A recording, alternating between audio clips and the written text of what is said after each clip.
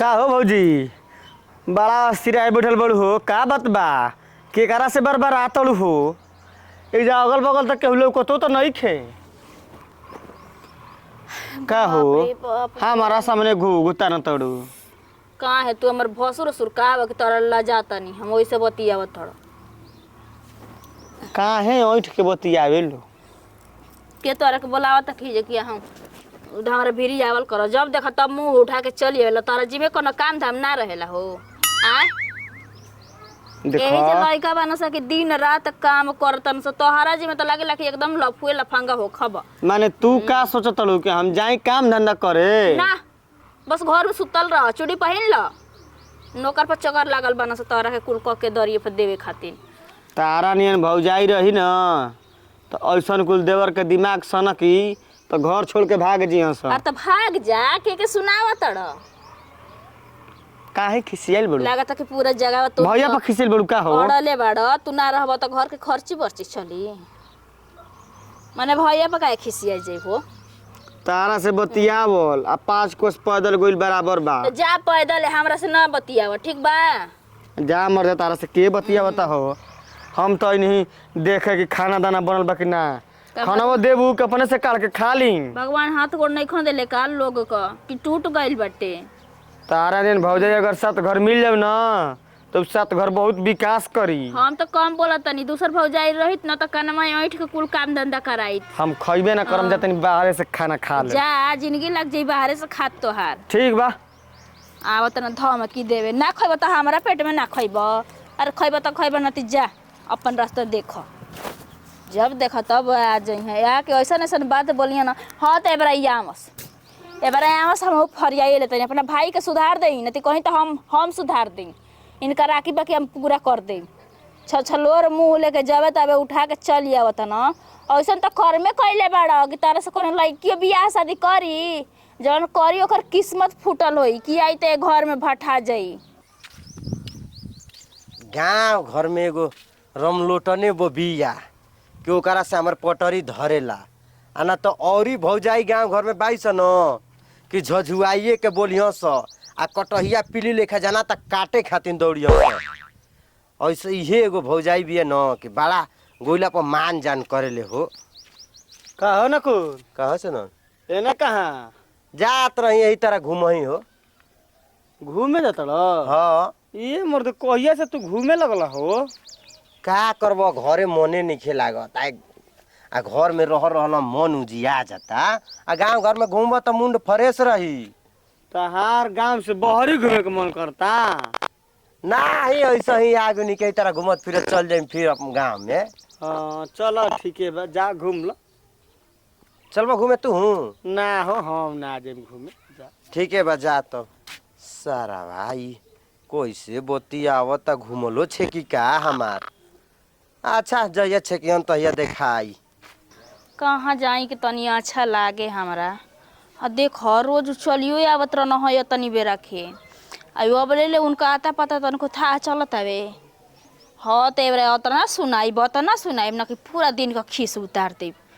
दिमाग एकदम खराब करके रख देता न बताओ कबे से खोजतन एक बार भी ना समझे ना फोन कैले रह तो कहत ना कबे आवतनी अभी उनका आधा घंटा लागत कि पूरे ना भइल भौजी भगवान ए भौजी भौजी माने कि चश्मा का लगावे के पड़ी अरे ना मरते हम कनी घर में हो खबू घर में हो खबो बैठ तब का जरूरी रहला तो जल्दी अइला के ई ना कि 2-4 घंटा में आवेला का करबू रस्तों में आए में 2-4 गो कुकुर भेटा जाता स भों भों करे लगता स कबेला हम इंतजार कर तनी आधा घंटा में आव तनी आधा घंटा टाइम देखो तनी लागत कि टाइम खत्म ही नहीं होत का करबू ए गलियों में आए में ना बड़ा सोचे के बा आवत है न तो कोनो बेटा तो कहत कहाँ न कुल वही में तार देवरा भेटा गुल ह ऊ तो बनर मुँह है एकदम 7 रंग का मुँह बना के न ऐसा अब का मुँह में से नाप सनाब अच्छा छोड़ा जाए दो ओकरा पर का गरम होके के बा अच्छा ही बताओ का बनैले बड़ू का बनैले बानी जवन खाइब तवन बना देब अब खाइब तो बनेबू बना के नहीं खू रखले रखले बानी सब्जी रोटी चावल दाल बनैले बानी अच्छा कुछ कह तू ये तना हमार ख्याल रखे लो न को तना का हमार भौजाइयो ना राखी यही से तो लोग फायदा उठावत है। का माने फायदा उठावत नहीं हम जाने नहीं कि हम आपकी रोवा के 1 मिनट ना देखम ना तो हमार लागेला कि बिहाने नहीं खे भइल। कुल बात जान के अनजान आप वैसे बने नहीं कि लागेला कि कुछ अते पते नहीं खे। अच्छा ही बताओ भैया कुछ ना न कहलन कहीं तो उनको छोड़ देव का उनका के ना माने कह कुछ देखत ताकत होई कोई गांव घर के कहत होई त केन सको करत होई हन नहीं सब का करी हाँ हमरा के जानते नहीं खा यही कुल का तो हम पढ़ाई कैले हैं वो ऐसा घुमा फिरा देव ना कि कबो जिंदगी में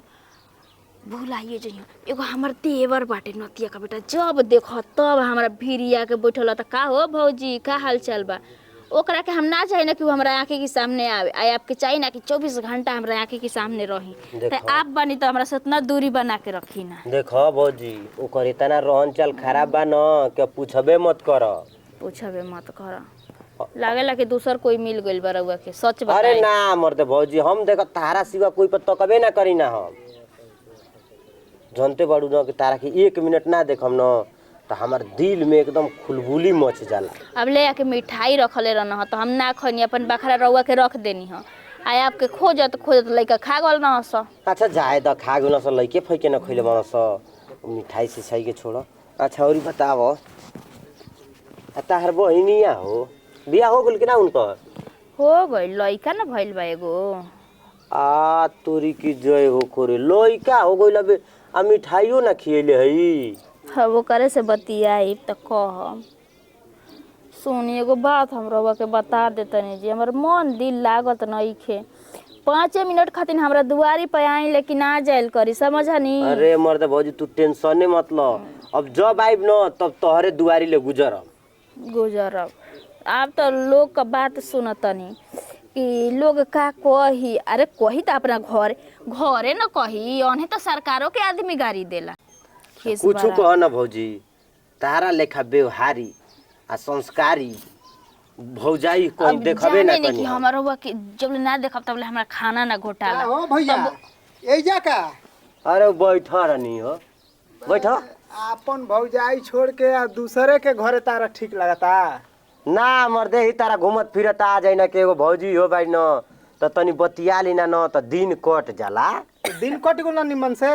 हाँ मर्द इनका संग बतियावे ला बैठ जाई ना न तो बुझेबे ना करला कब साँझ हो गई। रोज आवेला का हो ना ना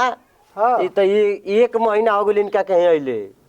1 महीना हो गइल तब पूछला ना हो। हो बेटा वो तोरा काम धाम कुछ ना रहल जब देख तब हुनका घरे पहुँचले रहेला ना। देखो हमारा देख ना गइल लटे अपन भौजाई छोड़ के दूसरा कहां आइल बता ता माने कि हो का गइल तोहरा जलन होता जलन ना होई आदमी हंसिए बोल देलस त का हो गइल उतना त हम मर्द हमरा पे शक ना करना जितना तू कर। ऐसा ही सरवा गांव घर के देख के जरत हो यही से इनकर बियाह नइखे होत ई सर बाड़े मरी हां तू बहुत बोलत रे जिगवा चल तब जाते हो भौजी आई काल जल्दी आए ठीक है बा चलो फोन कॉल है ठीक बा चलो चलो तेजी में ना तो घर वाला देख लिया सा ना तो हमनी के आकी बाकी मैं पूरा कर ए दिया त सा कोमन हमनी के चोरी घटियाई करतइन जा हो कि कोइले डर बा ना चलो। ना ठीक है कहता डेरा मत कहाँ बा कहो ये घूमतड़ अरे ना रे बुढ़बा खै झारखंड हम जात रहनी त झारखंड बेटा गेल न त कहत न कि तन चल ना रामलोटन घरवा न कुछ काम बा हमार त माग ले संग इनका सारा तू हमार गली में लौकुए ना ते हमार शक हो गए सारा भाई एकरा शौक के बीमारी भइल बा। हां देखते बड़ा अच्छा ये बता अपन घरवा निके लागत कि हमारा घरवा आके घूमत रे हाँ माने तू कोई के घरे ना जालो हमहू तोरा घरे जाई ना माने आज न भौजाई आ गुलबिया त नहीं जात पहले ना जात रह। अब देख आवे के तारीख गुले है जौन होकर के तौन ठीक होला। अब जो घर है ठीक ना आज के बाद हमारा घर देने आसपास नजर मत आई है। अरे हम ना आई भोरकी में तोहरे एगो भौजाई थोड़ी बाड़ी हाँ जा हमार कोनो भौजाई बिया न तोरा सरवा कैसे बतिया बता चलो बतिया दा रूम में बतिया सर घर में घुसल बड़ा बदले बती बता पिटबो कर में लिखा जाना तो मार लो भैया तारा घर में भाई तो 2-4 जूता मार लो इंसाने से न गलती होला। जा हाला मत कर चलो झारखंड तू बड़ा झारखंड लिया आवे देखो घर में घुमाओ हम- चलो। भौजी ए भौजी का भटवन लेखा चिल्ला तनी जी अच्छा ये हाँ? बताओ कि हम का करे रहो से दुगो के तारे दादा अच्छा ये तनी पहले जबान सुधार लिखी के करा से कैसे बतियावल जाला समझनी कोई की घरे कोई जा ना सकेला नकुलवा झारखंड आय? का करे आई रहन जा काहे काम रही तबे माने अपन देवर निके नहीं खेला गत आ गांव घर के देवर ठीक लागत रह सका अब आजी हमरा दुआरी कोई तो ओकरा के हाथ पकड़ के खदेड़ब ओइसे बतियाव तनी देवर वाला एक काम करो तब न जानब मानब ना, सब ना। तोहरे लेखा बा का बहुत बढ़िया नौ काम करतन जा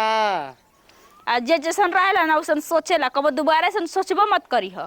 ठीक हमार घर द्वार हमरा घरे कोई आई तो हम एक लोटा पानी पियाइब खाना खियाइब खेते तो ना जाइब इहे रहन रही ना तो एक दिन घर दुआर छोड़ के तू भाग मत जइह कवन ठीक बता है तोहरा बाप के बपौती का हउए कि जतनी कहबा ओतने भर चली घर दुआर हैं आ हमार मरद हुआ कि जतनी कहबा ओतने भर करब हमरा से ढेर टेढ़िया मत तो तू हमरा से मत टेढ़िया का करबू बजबू तो तू का करबा बजब चुप रह मर दे खाली शरारत करे के सिवा जानत ए कौन देखा हतना ऊंचा आवाज में बतिएबो मत करी मरद तो हमरा से बतिएबे ना करना तो तू कौन खेत के मुरई हवा बतियाई हाँ। हम बतियाई मरद ना तारा से उ बतियाई ना कि सहूर सीख जइबू गांव घर के देवरन के बोला आई अभी के तो आज ना आइल हां काल हो बोलाई ठीक रोज एही रोज गले बोलाई आँख हा। फाड़ के देखल करी ह बात बतियाव तड़ा तो बोलावा रोज रोज बोलावा हमार मन देखही के ना बा अब तोहरे मन के ना बा इज्जत रखबू कि बर्बाद करबू माने कोई आवत तो इज्जत चल जाता काहे उन्हनी के घर वाला वो ना जात रही रोज रोज तारा घरे यहाँ से आ मुंह मार के जइहा से आहो केकरा से मुंह मारल देखल ह पहले तू तमीज सीख ल कि केकरा से कैसे बतियावल जाला समझल अच्छा माने रोज रोज घरे यहाँ से त केहू देखी त का कही तोहार मेहरारू आई ना तो रोक छोक लगाई है कि हमारा मेहरारू से कोई हंसे बोले नहीं हम सबसे हंसब आ बोलब ठीक बा जा सब करा से हंसिया बोलिया बतिया हम जा तनी भैया से एगो में दूगो लगा देबे लगा द ये कमे रह गइल बा तोहार भगवान करे कि कब तोहार घर ना बसी जितना तू लगावा तोड़ा उल्टा सीधा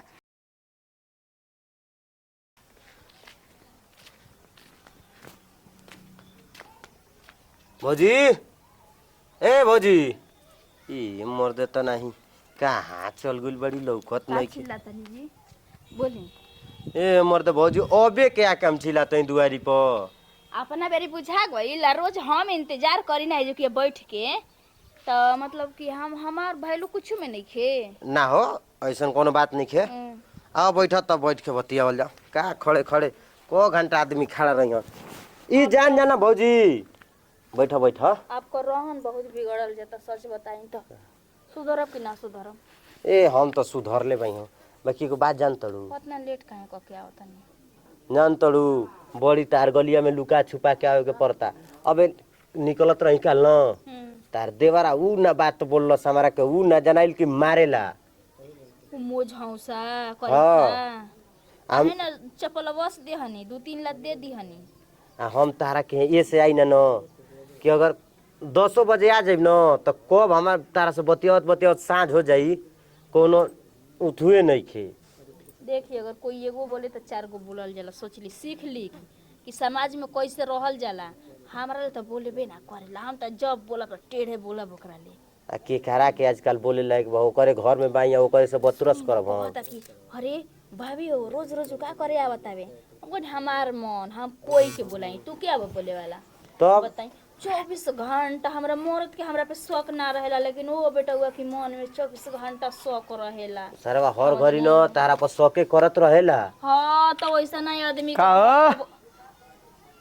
नकुल माने ई ठीक काम होता ओई ऊ का कर लगला मर्दे ठीक हो भौजी हम जाते न तोरो घर में हम रोज जाई ना अब खाना बनाइले बनी खाओ के तो जाए समझनी ठीक है बा तब खाइए के जाइब का दिक्कत बा कौन कुताई बा खा लो आ सुतियो जे इनका संगे ना ना ना ना द तोर भौजी कैसे कैसे बोलता न यही से हम ना आई ना तारा घरे मतलब तारा के कम खेला मत बुझा हमरा के त माने कि का कइले बनी बताई ना बैठले ना बनी बैठ के बतियाइते ना बनी माने तू गांव घर के देवरन से बैठ के या सट के बतियाइबू ये हमारा के ठीक लगी वो हमारा आँखी के सोझा का करी तो ऐसे हंस भैया ए भैया बोला ला डर लगल बा जब अबे हम फोन करतनी हो तो घबड़े बेजन कर जातई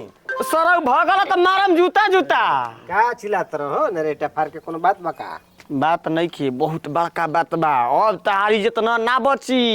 का हो गेल बरे तहार मेरे तो आगे छोड़ के भागी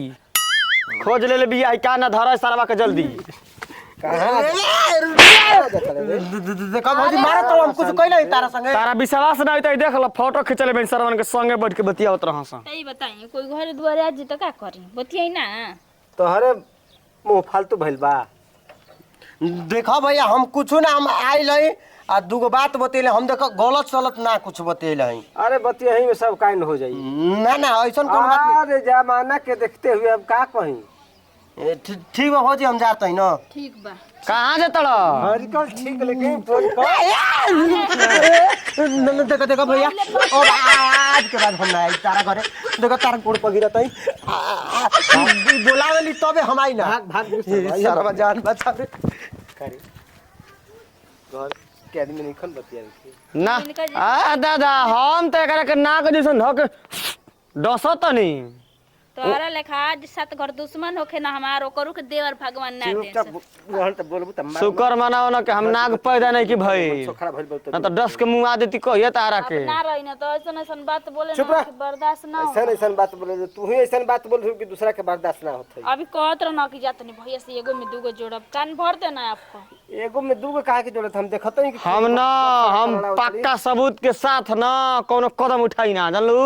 माने एगो फोटो का दिखा देना फोटो तो बैठल के बतियते ना ए तरह सुतलो खून फोटो खींच लेम तो कहा कि सुतले ना रही कुछ कही थोड़े ना एक नंबर के तू बात कहत हई गलती कहते हैं भैया मेहरू के संभाल के रखो अब कुछ दिक्कत होई तो पहले मेहरारुए का में आई भाई तो छोड़ ए दे चुपचाप रहो ना मेहरारू का में आई अच्छा ये बताओ का में आई अबे पड़ोसी से लड़ाई हुई तो पहले सारा भाई ने लाठी निकाली कि तू लाठी निकल दी पूछा ना अबे इनकरा के भगवान न करस कहीं छत पर गिर जास कहीं कल पर गिर जास उ सरवा आई टांगे एको दिन नहीं। हम आई गोदी में टांग के लेके देम डॉक्टरी में तब जा दी गलती हो गई बता गलती हो गइल बा गलती करी लेकिन एहसासो ना होई एकदम नागिन ही एकदम ई बताओ दूसरा के आदमी संगे बतियेबू तो गांव घर के लोग देखी तो इहे न कही कि फलाना फलानी संगे बतियावेला जना तक कुछ चक्कर बा ओकरा के रखले बिया लोग तरह तरह के बात सोची हाँ, शिकायत ना होई ई ऐसे बोली ना तबे हम बोल देई ना नती हम तो खुदे कही ना कि एगो हमार देवर बना ए जाना तारा का हम काटी ना कतना बढ़िया से बोलिए भौजी खाना द ऐसा गलती ना होई गलती ना होई देबू ना टाइम टाइम से खाना हां चलो ठीक बा अब जा लेखा मुंह का लटका ले बू जना ताकि तार के कोई मार पीट के मुंह थोड़ देले बा कोई से डांटो तो नहीं तो वो चल अभी हां चलते चलिए चल। हाँ हाँ चलो भौजी हम चल देतनी ठीक बा खाना द माने गोली लेकिन बड़ा बढ़िया से ना